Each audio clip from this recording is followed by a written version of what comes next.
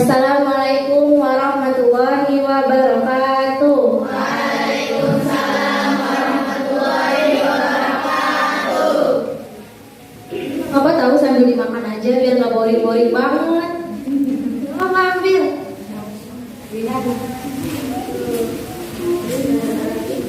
Alhamdulillahirabbil alamin wa bihi nasta'in ala umuri dunya waddin.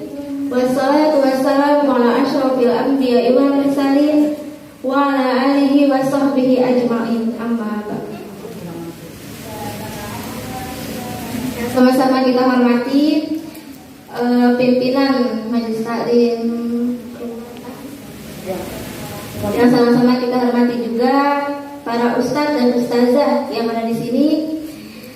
Kita sama-sama doakan semoga beliau-beliau ini diberikan kesehatan dari Allah, kemudian yang umur, luas rezekinya, amin amin ya rabbal alamin. Pertama-tama, marilah kita panjatkan puji serta syukur kita kehadirat Allah Subhanahu wa taala yang telah memberikan kita nikmat sehat walafiat, nikmat iman, nikmat Islam, sehingga kita semua dapat berkumpul pada siang hari ini di tempat yang insya Allah berkahi ini. Amin. Salawat serta salam tak lupa juga kita sampaikan kepada junjungan kita Nabi besar Muhammad SAW yang telah membawa kita dari alam kegelapan ke alam yang terang benderang ini. Pada kesempatan siang hari ini, izinkanlah saya menyampaikan sedikit tausiah tentang keutamaan ibadah sholat. Ini teman-teman ibadah sholat kan ya? Yang kita ketahui bahwa tak ada suatu ibadah yang begitu dipentingkan oleh Al-Quran seperti ibadah sholat ini. Al-Quran telah menyatakan dengan berbagai susunan kata, dari yang tegas, dari yang kadang-kadang memuji-puji orang yang sholat, dari yang kadang-kadang mencela orang yang meninggalkan sholat. Begitu berarti sholat ini dibilang sebagai tiangnya Islam, tiang agama. Kenapa bisa dibilang tiang agama? Siapa bisa jawab? Dapat hadiah kan ya? Dapat kali ya? Goceng dah. Sholat merupakan ibadah yang paling utama dari ibadah-ibadah yang lainnya. Kenapa yang paling utama? Karena sholat ini tuh ada beberapa keistimewaan yang ibadah yang lain tuh gak ada. Adapun beberapa keistimewaan yang tadi saya bilang itu, yang pertama, sholat merupakan tiangnya agama. Ibarat katanya kayak rumah. Rumah kalau nggak ada fondasi, nggak ada temboknya, dia bakal nggak kokoh kan, bakal roboh kan. Begitu juga dengan iman kita. Kita kalau sholat kita lalai, iman kita ya goyah. Nauzubillah min dzalik. Sebagaimana sabda Nabi Muhammad SAW, Bismillahirrahmanirrahim. As-salatu imaduddin, faman aqamaha faqad aqamaddin, wa man tarakaha faqad hadamaddin. Salat itu adalah tiangnya Islam. Barang siapa yang mendirikan salat, berarti dia telah mendirikan agamanya. Dan barang siapa yang meninggalkan salat, ya dia telah meruntuhkan agamanya sendiri. Itu dari hadis riwayat Baihaqi. Nah, yang kedua, salat 5 waktu difardukan di malam Isra Mi'raj. Seluruh ibadah selain salat itu diperintahkan oleh Allah kepada Nabi Muhammad melalui malaikat Jibril. Nah, tapi kalau salat ini diperintahkan oleh Allah langsung ke Nabi Muhammadnya. Nah, dari sinilah kenapa dibilang salat ini ibadah yang begitu istimewa daripada ibadah yang lainnya. Kalau yang ketiga, salat merupakan akhir wasiat Rasulullah SAW. Pada suatu waktu nih, beliau akan meninggalkan dunia yang fana ini. Beliau tuh menyampaikan kepada umatnya. Siapa umatnya? Kita nih umatnya. Menyampaikan dalam hadis riwayat Ahmad, kana min akhiri wasiyati Rasulullah sallallahu alaihi wasallam as-salatu wa ma malakat aymanukum. Artinya, di antara akhir wasiat Rasulullah sallallahu alaihi wasallam tetap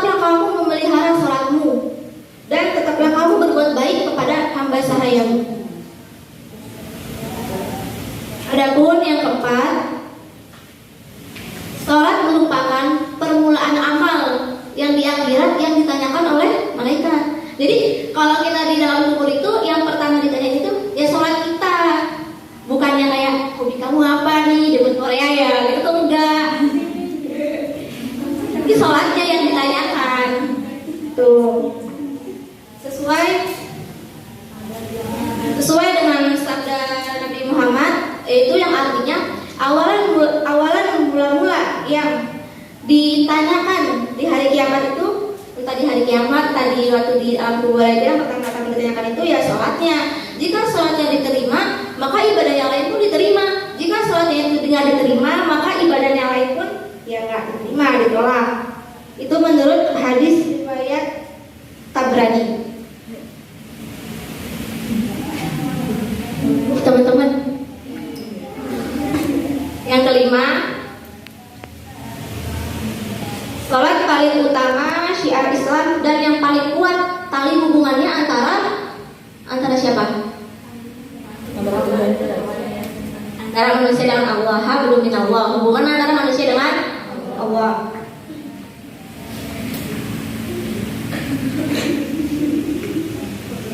Bapak udah ketawa lucu ya. Teman-teman, di samping beberapa keistimewaan yang tadi aku bilang tadi itu, ada juga nih beberapa hikmah-hikmah yang dalam hadis itu ada keterangannya, as-sholatu mi'rajul mu'minin. Salat itu ialah mi'raj, yaitu tangganya kaum mukminin. Dengan tangga itu kita tuh jadi bertambah imannya, tinggi juga nilai rohaninya. Dan sholat juga bisa mendorong kita dalam perbuatan-perbuatan yang kayak mencegah lah dari perbuatan yang keji yang dilarang sama Allah. Itu. Jadi marilah nih kita semua dicoba renungin hikmah-hikmah apa yang ada nih dalam sholat itu. Sebelum kita melakukan sholat itu diharuskan kan ya, diwajibkan untuk berwudu. Kenapa? Kok diwajibkan untuk berwudu? Ya, untuk membersihkan kotoran dan najis yang ada pada badan kita, entah badan, entah di pakaian kita, entah di tempat kita, begitu. Jadi Islam juga mendorong kita untuk kesehatan, kebersihan. Ada nggak yang tahu apa itu namanya? Yang kebersihan sebagian dari iman, apa sih aku lupa. Nah, itu.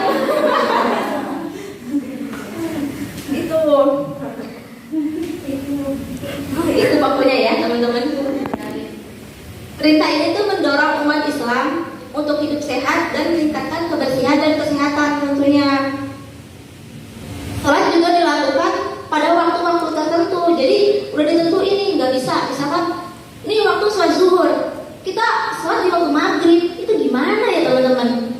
Itu nggak boleh. Sebagaimana yang Allah katakan dalam potongan surah An-Nisa ayat 103 yang berbunyi, A'udzubillahi minasyaitonirrajim. Bismillahirrahmanirrahim.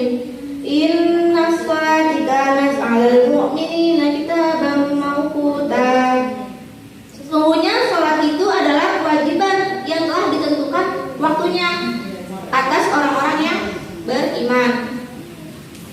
Dan yang paling penting, melalui dorongan sholat ini dapat membentuk manusia yang berakhlak bagus, berbudi luhur. Karena fungsi sholat itu adalah sebagai benteng dari perbuatan maksiat, keji, dan mungkar. Sebagaimana lagi yang Allah katakan ya dalam Al-Quran. Dalam Al-Quran surah Al-Ankabut ayat 45. Ada yang tahu nggak? Al-Ankabut ayat 45. Siapa yang tahu? Benar nih, goceng dah. Lumayan kan? Coba yang tahu siapa? Nyerah nih. Masa aku bocorin awalnya ya? Beda, awalnya wa'a.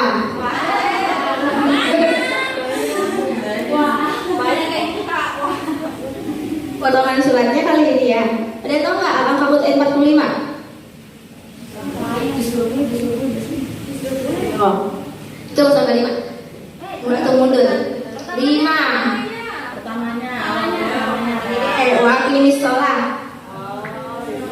Oh itu apa?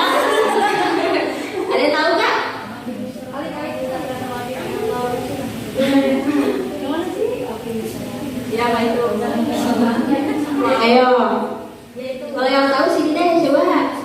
Siapa yang tahu? Tidak ada Pak. Nggak ada. Ada. Siapa coba? Aduh, nggak kelihatan nih siapa. Tahu tapi nggak tahu. Wa aqimis sholat. Nah, kalau aku terusin baca sendiri dong.